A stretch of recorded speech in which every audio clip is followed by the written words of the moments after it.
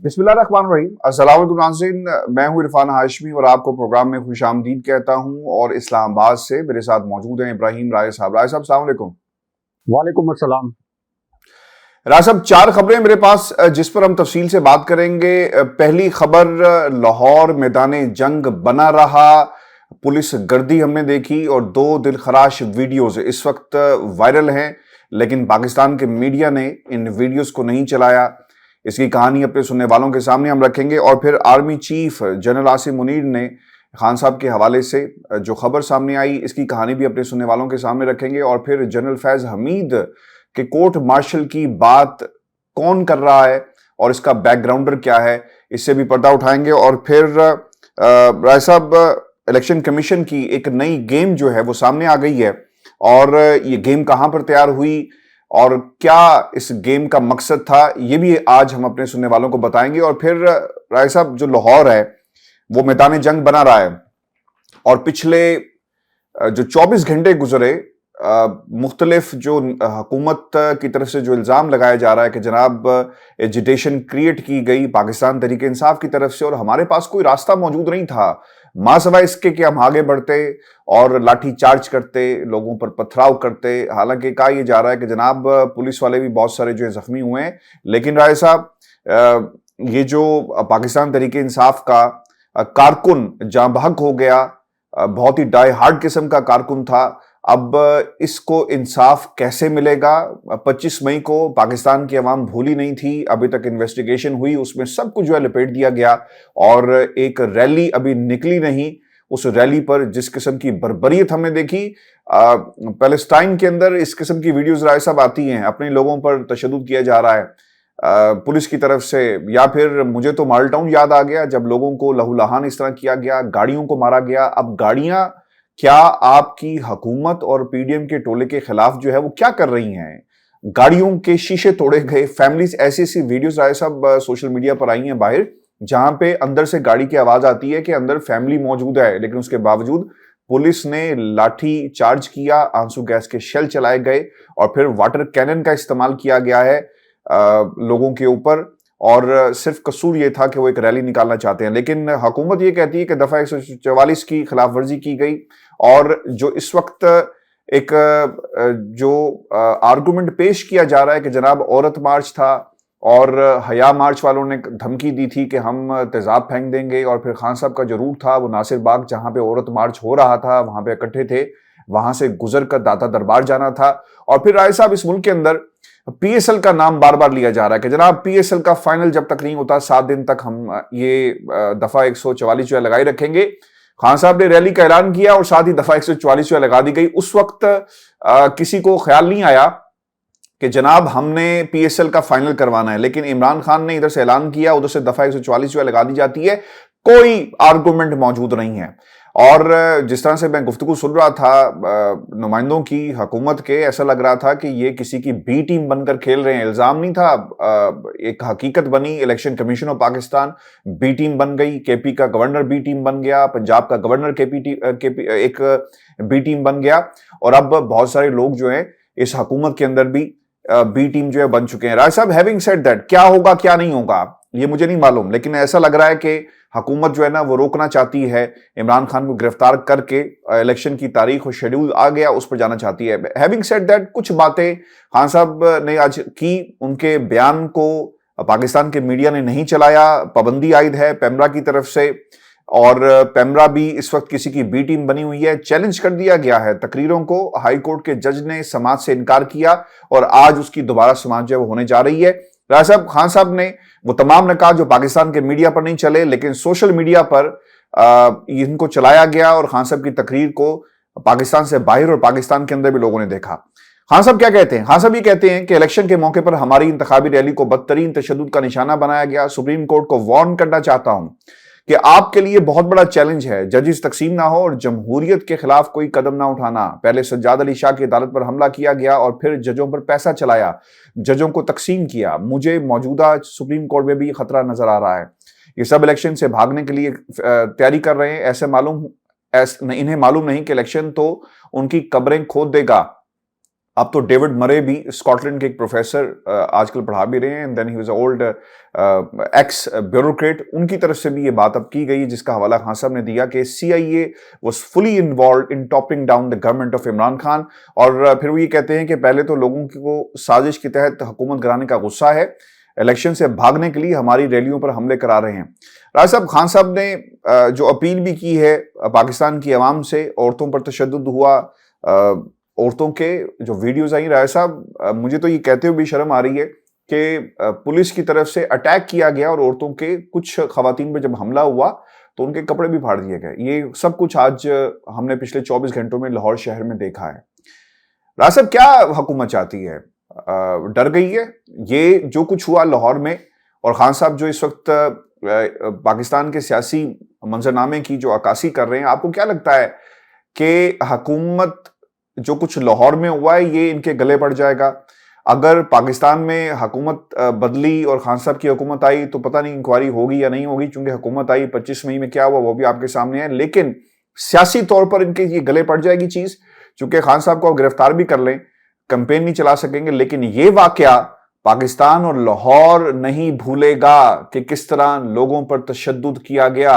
ये तो बचाने निकले थे PDM के टोले को, ऐसा लगता है कि एक फंदा तैयार कर लिया है सियासी लिहाज से इस हुकूमत ने PDM के लिए। जी राय साहब। देखिए आसिफ साहब, एक तो चीफ जस्टिस साहब को ये चाहिए कि मरियम नवाज को सुबह सुबह बुलाएं और उनसे ये कहें कि मलका आलिया आप तशरीफ लेके आए सुप्रीम कोर्ट में, और चीफ जस्टिस की जो नशिस्त है उसके ऊपर आप बैठ जाएं। हमजा शहबाज को भी दूसरे जज साहिब की नशिस्त पर बिठा दें, एक जज की नशिस्त पर शहबाज शरीफ को बिठा दें, जुनेद सफदर को भी इस 5 रुकनी बेंच में फिट कर दें। उसके बाद सलमान शहबाज, जिनको मफरूर, इश्तहारी और मुजरिम करार दिया था, उनको भी एक जज साहिब की नशिस्त पर बिठा दें, और नवाज शरीफ को एक ऑनलाइन सुप्रीम कोर्ट का जज बनाकर सुप्रीम कोर्ट के 7वीं जो नशिस्त है उसके ऊपर बिठा दिया जाए, सुप्रीम कोर्ट के 7वें जज की नशिस्त पर।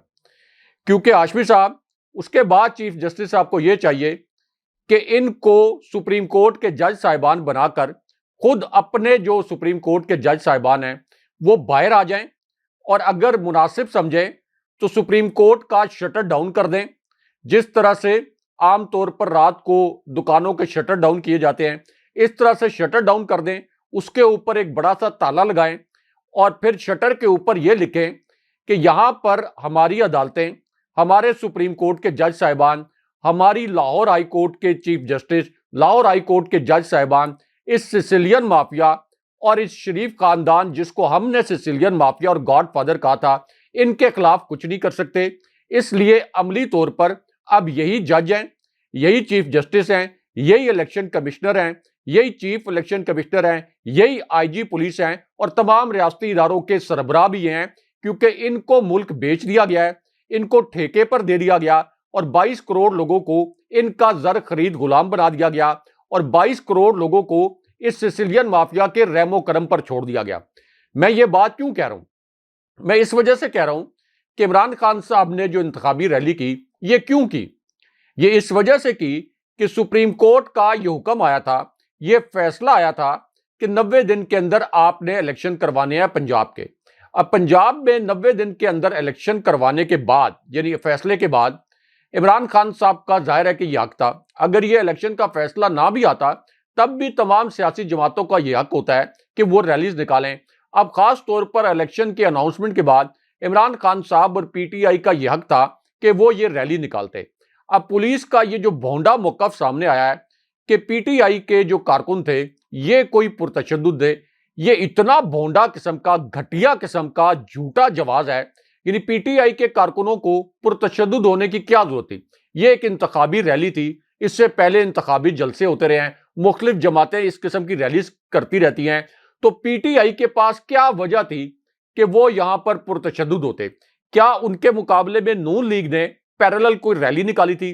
क्या वहां पर कोई तहरीक लब्बैक की रैली पैरेलल चल रही थी कि जहां पर PTI के कारकुनों को कोई तसादुम हो गया? ये तो पूरा प्लान किया गया था, पूरी एक घिनौनी मंसूबाबंदी की गई थी कि जैसे इमरान खान साहब ये रैली निकालेंगे, PTI ये रैली निकालेगी, तो ये वही लाहौर है जहां पर 4 में से 3 नशिस्तें इमरान खान साहब ने ज़िमनी इलेक्शन में नून लीग को इबरतनाक शिकस्त देकर हराई। तो मरियम नवाज को यह खौफ था कि ये जो रैली निकल रही है इससे तो इमरान खान साहब मजीद मजबूत हो जाएंगे, ये पंजाब इलेक्शन की जानिब एक और कदम बढ़ जाएगा। वो तो हो गए ना राय साहब वो तो मजीद हो गए।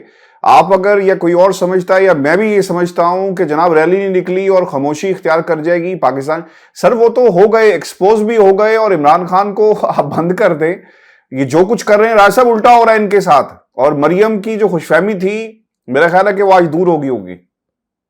जी बिल्कुल। अब ये जो रैली के ऊपर तशद्दुद इन्होंने किया, इसकी वजह सिर्फ ये थी कि इमरान खान साहब का ये इंतखाबी मैदान में तो मुकाबला नहीं कर सकते थे, इसलिए इन्होंने फैसला किया कि इमरान खान साहब को कैंपेन ही ना करने दें, इमरान खान साहब को इंतखाबी मुहिम ही ना चलाने दें, इमरान खान साहब को उस वक्त तक इंतखाबी मुहिम ना चलाने दें जब तक इमरान खान साहब को हम नाअहल ना करवा दें, इमरान खान साहब को किसी जाली केस में हम जेल में ना डलवा दें, तो ये इंतखाबी कैंपेन ना चले। लेकिन होगा क्या हाशमी साहब, ये जो इन्होंने बदतरीन तशद्दुद किया, एक पीटीआई के कारकुन को शहीद कर दिया। इससे पहले इमरान खान साहब जब बीमार थे, जब उनको गोलियां लगी, उनकी टांग का जख्म अभी ठीक नहीं हुआ था, तो इमरान खान साहब ने उसके बाद इलेक्शन कैंपेन तो नहीं की, लेकिन राजनपुर में क्या रिजल्ट आया, क्या नताइज आए राजनपुर के। इमरान खान साहब का जो उम्मीदवार है, तमाम पार्टीज के उम्मीदवारों के जितने वोट थे मिलाकर, उन सब के वोट मिलाकर जितने आप फिगर बन रहा था, इमरान खान साहब की पार्टी के उम्मीदवार ने उन तमाम उम्मीदवारों से ज्यादा वोट हासिल कर लिए। इसी तरह ज़िमनी इलेक्शन में इमरान खान साहब ने ये कहा था कि अब वो खुद मैदान में नहीं उतरेंगे, लेकिन उस ज़िमनी इलेक्शन से भी ये पूरी पीडीएम ने फरार अख्तियार कर लिया। इन्होंने कहा कि हम ज़िमनी इलेक्शन में नहीं जाएंगे। तो प्लान ये था कि इमरान खान साहब को ये कैंपेन ना चलाने दी जाए, लेकिन अगर इमरान खान साहब ये कैंपेन नहीं भी चलाएंगे, अगर ये इमरान खान साहब को जेल में भी डाल देते, उनकी गिरफ्तारी भी कर लेते, तो तब भी ये मरियम नवाज, शहबाज शरीफ और ये पीडीएम का टोला ये तहरीक इंसाफ को शिकस्त नहीं दे सकता। इनके लिए नफरत में, इनके लिए इश्तिआल में और इनके साथ जो इस वक्त लोगों को शदीद तरीन नफरत हो गई है, इसमें मजीद इजाफा हो जाएगा। अब आप अंदाजा करें कि मरियम नवाज की एक मैं वीडियो देख रहा था, चीफ जस्टिस साहब आप कब नोटिस लेंगे? क्या इस मुल्क के 22 करोड़ अवाम को जब बहिरा अरब में गर्क कर दिया जाएगा उस वक्त आप नोटिस लेंगे? मरियम नवाज की आज मैं एक वीडियो देख रहा था, खुद उनके सोशल मीडिया अकाउंट से ये शेयर की गई। मरियम नवाज जो अदालतों से नाअहल, मुजरिम, अदालतों से फ्रॉड और जालसाज खातून करार पाई, वो निकली हैं एक कॉर्नर मीटिंग के लिए और उनको 31 गाड़ियों का प्रोटोकॉल दिया गया। सरकारी गाड़ियां, सरकारी पुलिस की गाड़ियां उनके आगे पीछे थी। किस हैसियत में मरियम नवाज को इतने बड़े अखराजात करके ये सरकारी प्रोटोकॉल दिया जा रहा है? यानी फौज के बजट पर तो 20 अरब रुपए का कट लगा दिया, कफायत शारी का राग लाप रहे हैं। मरियम नवाज को कॉर्नर मीटिंग के लिए इतना बड़ा प्रोटोकॉल, और इमरान खान साहब की इंतखाबी रैली जो कि पीटीआई के अपने अखराजात पर की जा रही थी, उसके ऊपर बदतरीन तशद्दुद। हाशमी साहब, 2 ऐसे क्लिप्स मैंने देखे हैं, 2 ऐसे वीडियो क्लिप्स। मैं आपको बताऊं कि बतौर साफी पीटीवी के ऊपर मकबूजा कश्मीर से, श्रीनगर से और मकबूजा कश्मीर के मुख्तलिफ इलाकों से इस किस्म के क्लिप चला करते थे पीटीवी का जो खबरनामा था, और बहुत दिल को तकलीफ होती थी। बिल्कुल एग्जैक्टली सेम मनाजिर थे जैसे मकबूजा कश्मीर में, श्रीनगर में होते हैं। जिस तरह से भारतीय फौज वहां पर मकबूजा कश्मीर के मुसलमानों पर जुल्म करती है, इस तरह से यहां पर पुलिस पीटीआई के लोगों पर, जो कि पाकिस्तानी है, जाहिर है, क्या वो पाकिस्तानी नहीं है? पीटीआई के सपोर्टर्स तो बाद में हैं, उनके ऊपर जिस तरह का वहशियाना तशद्दुद किया गया है, इसकी तो कोई मिसाल नहीं मिलती। और ये इनको बहुत अरसे तक आपने हॉन्ट करेगा। बिल्कुल ठीक है राय साहब, मैं एक जुमला इसमें ऐड कर दूं और मैं चाहूंगा कि आप भी इस पे कमेंट करें, और इसका ताल्लुक क्या है। मरियम ने कहा कि हम जो पीटीआई के फॉलोअर्स हैं, एक तो अगर मैं पीटीआई की फॉलोअर होती शर्म से मर जाती, और अब हम इनको खत्म कर देंगे। ऐसे खत्म करेंगे जो लाहौर में कुछ हुआ कि मार दिया जाए, आंसू गैस, और लोग डर कर ना आए। और मैं तो हैरान रह गया, जो हुकूमत की तरफ से मौके पे अपनाया गया कि जनाब रैली के लिए कोई आया ही नहीं, इमरान खान ने कॉल दी, कोई निकला ही नहीं, और एक सिर्फ और सिर्फ अपनी जो प्लानिंग थी उसको बचाने के लिए और अपना जो फेस सेविंग करने के लिए इन्होंने कुछ लोगों को आगे करके पुलिस के साथ लड़ा दिया। राय साहब, आप इसे बाय करेंगे? हाशमी साहब, इस कदर फिस्तायत और मरियम नवाज की सियासी चालाकी, जो कि पीटीआई के लोग कहते हैं सियासी मक्कारी, यानी इस कदर चालाकी और इस कदर मक्कारी के जिसकी कोई मिसाल नहीं मिलती। एक तरफ वो ये कहती हैं कि ब्रिंग इन टोन, एक तरफ इस किस्म के नारे लगाती हैं, दूसरी तरफ इलेक्शन से फरार अख्तियार करती हैं, दूसरी तरफ इमरान खान साहब के खौफ से दूर भागना शुरू कर देती हैं कि इलेक्शन के करीब भी नहीं जाना। इतना इनके ऊपर इस वक्त इमरान खान साहब का खौफ है। इमरान खान साहब ने इन तमाम 13 जमातों को, खास तौर पर मरियम नवाज को ज़हनी मरीज बना दिया है। मरियम नवाज इस वक्त नफ्सियाती मरीज बन चुकी हैं। आप उनके ट्वीट्स देखें, जिस किस्म के वो ट्वीट्स कर रही हैं और जिस तरह से वो कहती हैं कि हमने इलेक्शन नहीं करवाना, यानी सुप्रीम कोर्ट ये कह रही है कि आप इलेक्शन करवाएं, मरियम नवाज कहती हैं कि नहीं, मैं इस वक्त सुपर चीफ जस्टिस हूं। जस्टिस बंदयाल चीफ जस्टिस हैं और मैं सुपर चीफ जस्टिस हूं। अगरचे मुझे एक जालसाज खातून सुप्रीम कोर्ट ने कहा था, लेकिन फैसले मैं करूंगी और इलेक्शन नहीं करवाना। इलेक्शन इस वजह से नहीं करवाना कि मुझे इमरान खान साहब से बहुत डर लगता है। इमरान खान साहब ने हमें 3/4 अक्सरियत से इबरतनाक शिकस्त से दो चार करना है, जिस तरह इससे पहले उन्होंने 2 ज़िमनी इलेक्शन में इन्हें हरवाया और उसके बाद 2 जो ज़िमनी इलेक्शन है उसमें 3/4 अक्सरियत के करीब जो है इतने बड़े मार्जिन से इनको शिकस्त दी। तो इस वजह से अब ये एस्टेब्लिशमेंट का कांधा भी इस्तेमाल कर रही हैं। एस्टेब्लिशमेंट के अलावा इलेक्शन कमीशन को कठपुतली की तरह इस्तेमाल कर रही हैं और तमाम रियासती इदारों को इस्तेमाल करते हुए इमरान खान साहब को किसी भी सूरत या तो इलेक्शन से बाहर करने की कोशिश की जा रही है, या फिर यह कि इन तमाम रियासती इदारों को इस्तेमाल करके इमरान खान साहब को हराया जाए। लेकिन यह होगा नहीं। ये इसलिए नहीं होगा कि यह तजर्बा इससे पहले किया जा चुका है, यानी कोई बहुत दूर की बात नहीं है। जनाब बाजवा की एस्टेब्लिशमेंट यह तजर्बा कर चुकी है। जनाब बाजवा की पूरी एस्टेब्लिशमेंट इमरान खान साहब के खिलाफ काम कर रही थी। इलेक्शन कमीशन इमरान खान साहब के खिलाफ काम कर रहा था। मिस्टर XYZ इमरान खान साहब के खिलाफ काम कर रहे थे। उसके बावजूद हमजा शहबाज की जाली हुकूमत, शहबाज शरीफ की जाली वफाक की हुकूमत, लेकिन इमरान खान साहब को ये 2/3 अक्सरियत से जायद मार्जिन से ज़िमनी इलेक्शन जीतने से नहीं रोक सके। तो ये तजर्बा भी इनका नाकाम होगा और मरियम नवाज की अब जीरो एक्सेप्टेंस है। लोगों में इतना शऊर आ गया है कि लोगों को पता चल गया है कि ये शरीफ खानदान जो है, इसके अपने तो अरबों खरबों के एहसासों में दिन दुगनी रात चुगना इजाफा होता रहता है, लेकिन आम लोगों को इन्होंने मुकम्मल तौर पर तबाह कर दिया है। इसलिए लोगों को शरीफ खानदान और इनका जो सिसिलियन माफिया की तरह एक्ट करने का एक अमल है, इससे असल में अब नफरत हो गई है। अच्छा राय साहब, जो कुछ हुआ हमारे जो सियासतदान हैं भूलते नहीं हैं और इल्जाम तराशी भी शुरू हो जाती है, और जिन लोगों के पाकिस्तान की एस्टेब्लिशमेंट में नाम लिए गए, आज भी उनके नाम जहां लिए जा रहे हैं वहीं पर उनके खिलाफ कार्रवाई का बाकायदा जो है वो मुतालबा भी किया जा रहा है। मरीम नवाज ने एक इंटरव्यू दिया है और ऐसा लग रहा था उस इंटरव्यू को सुनने के बाद कि सवाल फरमाइशी था, पूछा गया, पहले बताया गया, फिर पूछा गया और फिर इसका जवाब आया। मरीम नवाज से सवाल किया गया कि क्या जनरल फैज हमीद साहब का कोर्ट मार्शल होना चाहिए, जिस पर मरीम नवाज ने कहा जनाब बिल्कुल होना चाहिए। मैं तो अदालत गई और मैंने उस वक्त भी ये बात कही कि जनरल फैज हमीद साहब जो हैं उन्होंने मेरी हमारे खिलाफ जो मुकदमात थे उसमें एक बुनियादी किरदार अदा किया, हमारी हुकूमत के खिलाफ एक बुनियादी किरदार अदा किया। और फिर उन्होंने यहाँ तक कह दिया कि जनाब फैज हमीद साहब जो हैं वो जाकर शौकत सदीकी साहब से मिलते थे और कहते थे कि जनाब मरीम नवाज को जमानत उनकी नहीं होनी चाहिए और उनको सजा दें और अंदर रहें। ये तमाम बातें मरीम नवाज ने की। राय साहब, आपको याद होगा कि ये चीफ जस्टिस जो इस वक्त इस्लामाबाद हाई कोर्ट के हैं, उनके हवाले से जब ये दरख्वास्त गई, मरीम की अपील गई, तो वहां पर भी ये बात उन्होंने कही, लेकिन उस वक्त पाकिस्तान की एस्टेब्लिशमेंट जो है वो खामोश रही और किसी किस्म का कोई बयान जो वो नहीं आया। उस वक्त मैं और आप एक दूसरे से सवाल ये करते थे कि क्या जनरल फैज हमीद साहब जो है वो पाकिस्तानी फौज के जनरल नहीं हैं और क्या इनके बारे में ISPR क्यों नहीं बात करता। खामोशी रही। फिर एक खबर ये भी आई कि शो कॉज नोटिस हुआ, तब भी कोई खबर नहीं आई। ऐसा लगता है कि जनरल बाजवा के कहने पर ही सब कुछ हो रहा था।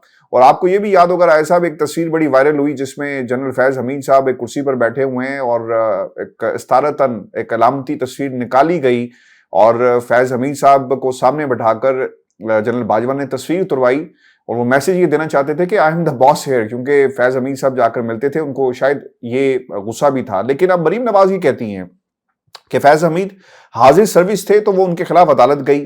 फैज हमीद हाजिर सर्विस होने के बावजूद ये काम करते रहे और ऐसे लोग जो फौज के लिए बाइस शर्मिंदगी बनते हैं उनके खिलाफ कार्रवाई होनी चाहिए। जनरल बाजवा हाजिर सर्विस थे तो नवाज शरीफ ना भरे जलसे में उनका नाम लिया जबकि एक पेश वाले आबोताब पर थे। अच्छा, ये मुझे आप ये समझाएं ना राय साहब, पाकिस्तानी कौम को भी बताएं ये जो बात अब वो कर रही है मरियम, और मैं आगे नहीं बढ़ूंगा इसका पहले हमें समझाएं सब लोगों को कि मरीम नवाज ये कहती हैं कि जनरल बाजवा हाजिर सर्विस थे तो नवाज शरीफ ने भरे जलसे में उनका नाम लिया। जब एक पेज वाले आबोताब पर थे, कोई नाम नहीं लेता था, तब नवाज शरीफ ने नाम लेकर ललकारा। जनरल बाजवा इमरान खान की हमायत करते रहे तो इमरान खान उनकी तारीफें करते थे। लेकिन इस बयान को आपको एक और बयान के साथ मिलाकर पढ़ना चाहिए, जैसा आइन में ये तशरीह निकाल लेते हैं कि इसको इससे मिलाकर पढ़ें। मरियम ने कहा कि मेरे पास जनरल बाजवा के हवाले से कोई सबूत मौजूद नहीं, लेकिन जनरल फैज हमीद साहब के हवाले से सबूत मौजूद हैं। राय साहब, अब तो बच्चे बच्चे को पता है कि 50 रुपए के स्टाम्प के पीछे असल में जनरल बाजवा थे। वो कौन था? वो जनरल बाजवा थे जिन्होंने इमरान खान नवाज शरीफ को इस मुल्क से निकाला। मरियम किस हैसियत से एक जनरल को निशाना बना रही हैं, और क्या पाकिस्तान की एस्टेब्लिशमेंट क्या इस पोजीशन में है कि वो इस बैगेज को उठा सके, और फिर क्या किसी रिटायर्ड जनरल का कोर्ट मार्शल होगा? हाशमी साहब, एक तो इमरान खान साहब की तकरीरों पर जो पाबंदी लगी, मरियम नवाज ने इसी इंटरव्यू में और फिर एक तकरीब से खिताब करते हुए क्या अल्फाज बोले। इमरान खान साहब की तकरीरों पर पाबंदी लगी ये भोंडा जवाब बनाकर कि उन्होंने इदारों के खिलाफ बात की। उसके बाद बलूचिस्तान से पुलिस की एक टीम रवाना हो गई इमरान खान साहब को गिरफ्तार करने के लिए, क्योंकि बलूचिस्तान में भी इमरान खान साहब के खिलाफ एक भोंडा सा मुकदमा दर्ज कर दिया गया और यह कहा गया कि वो इदारों के खिलाफ बात कर रहे हैं। अब ये बात जरा हमारे व्यूअर्स अपने ज़हन में रखें कि इमरान खान साहब की गिरफ्तारी के लिए जो बलूचिस्तान से टीम आई वो इस मुकदमे की बुनियाद पर आई कि खान साहब इदारों के खिलाफ बात कर रहे हैं। अब मरियम नवाज ने इस इंटरव्यू में और उसके बाद एक तकरीब से खिताब में क्या कहा, उन्होंने ये कहा कि मैं तो जजों की तस्वीर, यानी सुप्रीम कोर्ट के जजों की तस्वीर जलसों में चला रही हूं, मैं ये तस्वीर चलाऊंगी। जस्टिस एजाजुल एहसन एक करप्ट जज है। जस्टिस मुज़ाहिर नकवी साजिश करते हुए पकड़ा गया। जस्टिस मुज़ाहिर नकवी एक इंतहाई बदउनवान किस्म का जज है और मैं इन जजों के तस्वीरें भी चलाऊंगी, इनके नाम भी लूंगी और ये जो हाजिर सर्विस जज हैं इनको एक्सपोज करूंगी। ये मरियम नवाज ने कोई चोरे छुपे बात नहीं की, कैमरों के सामने बात की। उसके बाद मरियम नवाज ये कहती हैं कि चीफ जस्टिस बेंच फिक्सर हैं। चीफ जस्टिस जब बेंच बनाते हैं तो उससे पता चल जाता है कि किस किस्म का फैसला आएगा। तो हाशमी साहब, पहला सवाल तो यह है कि इमरान खान साहब के खिलाफ भोंडा सा मुकदमा के इदारों के खिलाफ बात की, हालांकि इमरान खान साहब ने किसी इदारे के खिलाफ बात नहीं की। इमरान खान साहब जनब बाजवा के मुतल्लिक बात करते हैं। जनब बाजवा रिटायर भी हो चुके हैं और जनब बाजवा कोई इदारा नहीं है। इसी तरह मरियम नवाज जो बात कर रही हैं, chief justice of Pakistan, supreme court के तमाम जज साहिबान उनको करप्ट कह रही हैं, बदनवान कह रही हैं। जस्टिस एजाजुल एहसन जिन्होंने जस्टिस फायज ईसा के बाद चीफ जस्टिस बनना है, उनके मुतल्लिक ये कह रही हैं कि ये भी एक करप्ट शख्स है। अब हाशमी साहब, सुप्रीम कोर्ट और चीफ जस्टिस साहब, क्या उनको इस मामले का नोटिस नहीं लेना चाहिए कि इमरान खान साहब की तकरीरों पर पाबंदी इस वजह से लगा दी गई? आपकी हाई कोर्ट इमरान खान साहब पर जो पाबंदी लगाई गई, इसके खिलाफ जो पिटिशंस गई उनको सुनने से इनकारी हैं। उनमें इतनी जुर्रत नहीं है कि इमरान खान साहब की तकरीरों पर पाबंदी हटाएं। इसका मतलब यह है कि हाई कोर्ट ये कह रही हैं कि इमरान खान साहब की तकरीरों पर जो पाबंदी लगी ये ठीक है, क्योंकि हम सिसिलियन माफिया के खिलाफ कोई एक्शन नहीं ले सकते या उनकी बात को टाल नहीं सकते। तो मरियम नवाज की तकरीरों पर पाबंदी नहीं लगनी चाहिए, जो सुप्रीम कोर्ट के चीफ जस्टिस को बेंच फिक्सर कह रही हैं और सुप्रीम कोर्ट के जज साहिबान को करप्ट कह रही हैं। बल्कि मरियम नवाज पर तो डायरेक्ट तौहीन अदालत लगनी चाहिए। अब जो उन्होंने जनाब फैज हमीद के मुतल्लिक बात की, तो हाशमी साहब, 3 नुकात बड़े अहम हैं जनाब फैज हमीद के हवाले से। एक तो जनाब फैज हमीद 2017-2018 में ये मेजर जनरल थे और एक मेजर जनरल जो होता है आर्मी चीफ के सामने उसकी कोई जाती कैपेसिटी नहीं होती। क्या कोई इमेजिन कर सकता है पाकिस्तान के अंदर हर जी शऊर इंसान, हत्ता के ऐसे लोग जो कि फौज के मुतल्लिक ज्यादा नहीं जानते, उनको भी ये मालूम है कि एक मेजर जनरल अपनी जाती कैपेसिटी में कुछ नहीं कर सकता। तो जिस वक्त शरीफ खानदान के खिलाफ फैसले आए अदालतों से, उस वक्त जनरल फैज हमीद एक मेजर जनरल थे। उसके बाद वो लेफ्टिनेंट जनरल के ओहदे पर जब उनको तरक्की दी गई जनरल बाजवा के दौर में, तो जनरल बाजवा के दौर में जब वो लेफ्टिनेंट जनरल बने और डीजी आईएसआई बने, तो असल में जनरल फैज हमीद के डीजी आईएसआई बनने के बाद मियां नवाज शरीफ को रिलीफ मिला था। मियां नवाज शरीफ उसके बाद ही एक डील करके पाकिस्तान से फरार हुए थे। सुप्रीम कोर्ट ने उन्हें नायल किया था, उन्हें करप्ट करार दिया था, अदालतों ने उनको सजा सुनाई।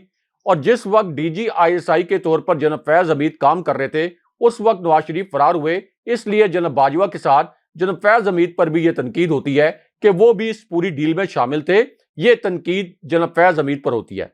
फिर जनरल फैज हमीद खुद भी अपने जराए से ये मौकफ सामने लेके आए हैं कि यह मुमकिन ही नहीं है कि मैं मेजर जनरल के तौर पर कोई अदालतों को मैनेज कर रहा हूं, या मैं मेजर जनरल के तौर पर जज साहिबान पर असरअंदाज हो रहा हूं। और उन्होंने यह तासुर भी दिया कि अदालतों के जो फैसले आए, जाहिर है कि वो जज साहिबान बता सकते हैं और वो बजायर मेरिट पर ही आए होंगे, उसके अंदर मेरा कोई अमल दखल नहीं था। तीसरी बात यह हाशमी साहब कि डीजी आईएसआई के नीचे कोई ट्रूप्स नहीं होते, कोई कोर कमांडर हो, डीजी आईएसपीआर हो, डीजी आईएसआई हो, मिलिट्री इंटेलिजेंस के डीजी हो, कोई भी और ओहदा पाकिस्तान की फौज के अंदर, कोई भी लेफ्टिनेंट जनरल, कोर कमांडर चाहे हो, वो आर्मी चीफ की मर्जी के बगैर किसी किस्म का कोई एक्ट नहीं कर सकता। तो इसलिए यह बात बड़ी मुज़िका खेज है मरियम नवाज की कि जनरल बाजवा के खिलाफ तो कोई शवाहिद नहीं है, जिनके मुतल्लिक ये और इनके अब्बू जान ये कहते थे कि जनरल बाजवा के खिलाफ हम आर्टिकल 6 के तहत गद्दारी का मुकदमा चलाएंगे, और जनरल फैज हमीद के मुतल्लिक ये कह रही हैं कि इनके खिलाफ शवाहिद मौजूद हैं। तो जनरल फैज हमीद ने भी इसके ऊपर एक इनको मुंह तोड़ जवाब दिया है, जो कि बड़ा लॉजिकल है। दूसरा, जनरल बाजवा के साथ इनकी डील का ये हिस्सा है कि अब ये जनरल बाजवा के खिलाफ बात नहीं करेंगे। और ये नहीं है कि ये इस वक्त कोई जनरल बाजवा से खौफजदा है, जनरल बाजवा से खौफजदा नहीं है। इनको पता है कि जनरल बाजवा तो एक स्पेंट कॉइन है। जनरल बाजवा ने अब क्या करना है, इनको खौफ यह है कि जिस वक्त ये डील हुई थी तो जनरल बाजवा ने भी कुछ डॉक्यूमेंट्स, कुछ वीडियोस, कुछ गारंटीज ली होंगी कि अब आपने मेरे खिलाफ बात नहीं करनी। तो इनको यह खौफ है कि जनरल बाजवा भी फिर हमारी डील के जो तमाम राज हैं वो खोल देंगे। लेकिन मरियम नवाज असल में इमरान खान साहब ठीक कहते हैं कि उनकी टीम की 12वीं खिलाड़ी। लेकिन राय साहब, एक छोटा सा सवाल, जस्टिस एजाजुल एहसन के बारे में जो कुछ कहा गया उसके ऊपर क्यों वो खामोश हैं, या सुप्रीम कोर्ट क्यों खामोश है? आपको लगता है कि कोई जजेस की भी ऑडियो वीडियोस मौजूद हैं जिसकी बुनियाद पर ब्लैकमेल किया जा रहा है? क्योंकि ये अवाम तो यही सोच रही है कि जजेस क्यों इस पे एक्शन नहीं लेते। देखें, जस्टिस एजाजुल एहसन उस 5 रुकनी बेंच का हिस्सा थे जिसने कासिम सूरी की रूलिंग को मुस्तरद कर दिया था। और ये मरियम नवाज की ट्वीट मुझे आज भी याद है। उन्होंने कहा था कि सुप्रीम कोर्ट का तारीखी फैसला। उस वक्त उन्होंने ये नहीं कहा कि जस्टिस एजाजुल एहसन इस बेंच का हिस्सा क्यों थे और उन्होंने कासिम सूरी की रूलिंग को मुस्तरद क्यों किया। उस वक्त तो जस्टिस एजाजुल एहसन बड़े अच्छे थे। अब चूंकि जस्टिस एजाजुल एहसन और जस्टिस मुज़ाहिर नकवी ये उस बेंच का हिस्सा थे जिन्होंने लाहौर के सीसीपीओ का गैर कानूनी तबादला रोका, और उसके बाद एक नोट बनाया कि पंजाब के इलेक्शन जो आइन के तहत 90 दिन के अंदर होने चाहिए, इसके ऊपर चीफ जस्टिस को आज खुद नोटिस लेना चाहिए। अब यह वजह है कि जस्टिस मुज़ाहिर नकवी और जस्टिस एजाजुल एहसन इनके टारगेट पर हैं। ये जो जस्टिस मुज़ाहिर नकवी की एक जाली ऑडियो फैब्रिकेटेड सामने लाई गई है, हाशमी साहब, अगर ये ऑडियो असली होती और इनका इंटेंट ठीक होता, इनकी नीयत ठीक होती, तो जस्टिस मुज़ाहिर नकवी कोई अभी को 7 दिन पहले जज तो नहीं बने। इससे पहले ये जस्टिस मुज़ाहिर नकवी की ये जाली ऑडियो क्यों नहीं सामने लेके आए? जस्टिस मुज़ाहिर नकवी को इससे पहले इन्होंने क्यों निशाना नहीं बनाया? जैसे ही जस्टिस मुज़ाहिर नकवी ने यह फैसला दिया कि लाहौर के सीसीपीओ का तबादला जो है ये गैर कानूनी है, उसी वक्त इन्होंने जस्टिस मुज़ाहिर नकवी पर हमला किया। तो मरियम नवाज तो एक सिसिलियन माफिया की तरह एक्ट कर रही हैं, और चीफ जस्टिस साहब और सुप्रीम कोर्ट के सारे जज साहिबान पता नहीं क्या मजबूरी है कि मरियम नवाज के सामने मुकम्मल तौर पर यरगबाल बने हुए नजर आते हैं, मुकम्मल तौर पर मफलूज नजर आते हैं। इनका वो टी रूम भी तबाह बर्बाद हो गया है जहां ये इमरान खान साहब की जासूसी करते थे। इमरान खान साहब की तकरीरों के मुतालिक ये कहते थे कि हमने इमरान खान साहब के अल्फाज सुन लिए कि इमरान खान साहब ने जज जेबा साहिबा के मुतालिक कुछ रिमार्क्स दे दिए, लेकिन मरियम नवाज के इन तौहीन आमेज रिमार्क्स पर इनके कान भी बंद हैं, जानबूझकर इन्होंने अपने कान बंद कर लिए, इन्होंने अपनी आंखें बंद कर ली, उस टी रूम के दरवाजे बंद कर लिए, सुप्रीम कोर्ट के दरवाजे बंद कर दिए। ये मरियम नवाज को सुनना नहीं चाहते, मरियम नवाज की तकरीरें देखना नहीं चाहते, क्योंकि इनको पता है कि ये सिसिलियन माफिया इनको इबरत का निशान बना देगा। राय साहब, army chief general Asim Munir की जो मुलाकात है 10 सरकर्दा कारोबारी शख्सियात से, अच्छा इस हवाले से खबर ना जराए से ही बाहर आई है और जो रिपोर्ट किया गया पाकिस्तान के मीडिया में वो ये कहते हैं कि आर्मी चीफ पूरी मुलाकात के दौरान पुरुम्मीद नजर आए और इस एतमाद का इजहार किया कि मौजूदा मुआशी मुश्किलात पर काबू पा लिया जाएगा। कारोबारी अफराद से कहा कि वो पूरा अज़्म और पूरा एतमाद रहें। एक जरिए के मुताबिक आर्मी चीफ ने मुख्तलिफ शोबों से ताल्लुक रखने वाले कारोबारी अफराद को बताया कि कौम पर मुश्किलात आती हैं और हमें मुश्किल वक्त हालात का सामना है, लेकिन ये हालात बहुत जल्दी जो हैं वो ख़त्म हो जाएंगे। और ये भी जो दरख्वास्त की गई थी उसके बाद आप मिले हैं, ऑब्वियसली इसमें डार साहब भी मौजूद थे और फिर वहाँ पर IMF की तमाम शराइत के हवाले से भी जो है वो राय साहब बातचीत हुई है। अब ये भी एक इम्पॉर्टेंट चीज़ है कि जो एक जरिए ने ये बताया, रिपोर्ट हुआ कि आर्मी चीफ से कारोबारी अफराद ने सवाल किया कि इस्टेब्लिशमेंट सियासतदानों को एक जगह बिठाने के लिए कोशिश क्यों नहीं कर रही ताकि मुल्क को दरपेश संगीन चैलेंजेस का सामना इनका किया जा सके। इस पर कारोबारी अफराद ने आर्मी चीफ को बताया कि कौम तवक्को करती है कि फौज मुआशरे में मजीद अफरा तफरी और तफरी की इजाज़त नहीं देगी।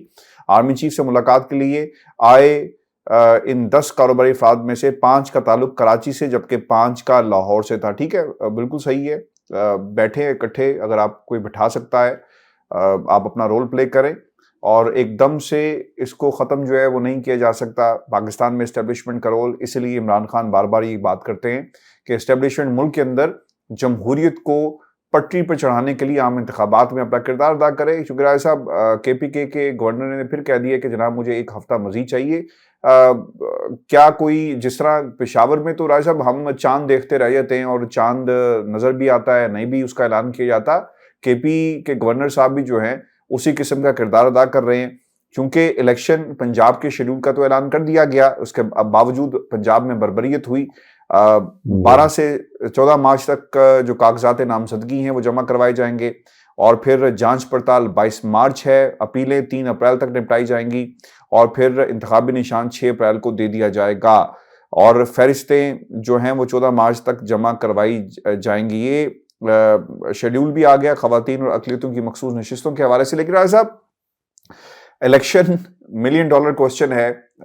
आर्मी चीफ से जो मुलाकात हुई, इनके मामला ठीक करने के हवाले से उन्होंने अपना मौक़िफ़ रख दिया कि सियासतदान अपने मसाइल खुद हल करें और दूसरी तरफ इलेक्शन कमीशन तारीख नहीं दे रहा, गवर्नर तारीख नहीं दे रहा। क्या बनेगा राय साहब? देखिए, एक तो आर्मी चीफ ने जो बात की कि सियासतदान मिलकर बैठें, यानी इमरान खान साहब और शहबाज शरीफ मिलकर बैठें और आपस में मसाइल हल करें, लेकिन क्या ये बात प्रैक्टिकली पॉसिबल है? इसका जवाब नफ़ी में है। आप देख लें कि 90 दिन के अंदर इलेक्शन करवाना आइन के तहत बहुत ज़रूरी है, वरना ये आइन शिकनी होगी। उसके ऊपर सुप्रीम कोर्ट ने एक मोहर सब्त कर दी, उसके बावजूद ये 90 दिन के अंदर इलेक्शन कराने के लिए तैयार नहीं है। इमरान खान साहब की इंतखाबी रैली के ऊपर इन्होंने बदतरीन तशद्दुद किया। इस पूरी सूरत हाल में क्या इमरान खान साहब के पास कोई जवाज़ है कि वो इनके साथ बैठें? होना तो ये चाहिए कि इनकी फिस्तायत को इदारे रोकें, सुप्रीम कोर्ट रोके। सुप्रीम कोर्ट के ऊपर अगर ये हमलावर हैं, सुप्रीम कोर्ट के पास अपने फैसलों पर अमल दरामद करवाने के लिए कोई बंदूकें तो नहीं है। सुप्रीम कोर्ट ने कानून नाफिज करने वाले इदारों के जरिए अपने फैसले पर अमल दरामद कराना होता है, अगर उनके फैसले पर अमल दरामद ना हो। और ये कानून नाफिज करने वाले इदारे कौन हो सकते हैं? पुलिस हो सकती है, और पुलिस भी अगर ये अमल दरामद ना कर सके तो फिर जाहिर है कि ये इदारा फौज हो सकती है। तो इस वक्त तो ये सुप्रीम कोर्ट के फैसलों को इम्पोर्टेड हुकूमत और आइन को रोंद रहे हैं। इमरान खान साहब की रैलीज को इन्होंने किस तरीके से वहां पर खून की होली खेली, तो इस पूरी सूरत हाल में इमरान खान साहब इन्हीं के साथ कैसे बैठ सकते हैं? क्या इनके साथ बैठने का मशवरा इमरान खान साहब के लिए काबिल कबूल होगा? किसी के लिए भी ये काबिल कबूल नहीं हो सकता जब तक ये आइन की पासदारी ना करें और आइन के तहत जो फैसले दिए गए उनको तस्लीम ना करें। दूसरा, जो इलेक्शन कमीशन ने चारों नाचार ये तारीख तो दे दी पंजाब में इलेक्शन के लिए, लेकिन इसके पीछे भी हाशमी साहब एक ट्रिक है। वो ट्रिक ये है कि चीफ इलेक्शन कमिश्नर अब तौहीन अदालत से बचना चाहते हैं। अदालत में जाकर कह देंगे कि पंजाब में हमने स्केजुअल का ऐलान कर दिया, लेकिन उसके बाद अब इन्होंने वजारत खजाना, वजारत दिफा और वजारत दाखिला के नुमाइंदों को बुलाया है। अब उनसे ये ब्रीफिंग लेंगे, नाम निहाद फिक्स मैच खेलेंगे और फिर ये कहेंगे कि वजारत दाखिला ये कह रही है कि सिक्योरिटी हम फराम नहीं कर सकते, वजारत दिफा भी सिक्योरिटी फराम नहीं कर सकती, वजारत खजाना फंड्स नहीं फराम कर सकती। तो सुप्रीम कोर्ट में जाके कहेंगे देखिए जी, हमने तो इलेक्शन का ऐलान कर दिया, तारीख का ऐलान कर दिया, लेकिन फंड्स हमारे पास नहीं है, सिक्योरिटी हमारे पास नहीं है, इसलिए हम किस तरह से इलेक्शन करवाएं। तो अब चीफ जस्टिस साहब का इम्तिहान है कि ये जो पूरा मामला जो आम पाकिस्तानी भी समझ सकता है, चीफ जस्टिस साहब इस मामले को कैसे टेकअप करते हैं और किस तरह से अपने फैसले पर अमल दरामद करवाते हैं, या फिर वो ये इजाजत देते हैं कि ये सिसिलियन माफिया सुप्रीम कोर्ट के इस एक फैसले को भी रोन डाले। बहुत शुक्रिया सब व्यूअर्स, ये आज का हमारा दो टोक था। अपने कमेंट्स भेजिएगा, चैनल को जरूर सब्सक्राइब करें। मुझे और इब्राहिम राजा साहब को इजाजत दीजिए। अल्लाह ने के बाद।